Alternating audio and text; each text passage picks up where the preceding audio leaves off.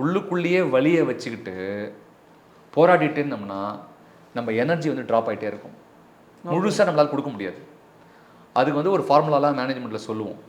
நுட்பமான பாயிண்ட் இது ஆக்சுவலி சொல்கிறேன். நான் சொல்கிறேன் இன்னொரு நுட்பமான பாயிண்ட் சொல்கிறேன். இப்போ ரீசெண்டாக கூட அந்த ப்ரோக்ராம் சர்டிஃபிகேஷன் போயிட்டு வந்தேன் நான். நான் மெடிடேஷன் பண்ணுறேன், அந்த இடத்துல அதை சொல்லிக் கொடுத்தாங்க. மேனேஜ்மெண்ட் டீச்சிங் பண்ணாங்க. அதில் என்ன சொல்லுவாங்கன்னா, ஒரு ஃபேமஸ் ஒருத்தர் இருக்கார், டாக்டர் ஆடிசிஸ்ன்னு ஒருத்தர் இருக்கார், யூஎஸில் இருக்கார். அவர் வந்துட்டு 90 வயசு அவருக்கு. அவர் பெரிய மேனேஜ்மெண்ட் குரு. அவர் 10-12 PhD பண்ணியிருக்காரு, எக்கச்சக்க புக் எழுதியிருக்காரு. அதில் வந்து அவர் ஒரு விஷயம் சொல்கிறார், ரொம்ப அருமையான விஷயம் நான் லேர்ன் பண்ணேன். ஒரு formula, success is equal to external integration divided by internal disintegration.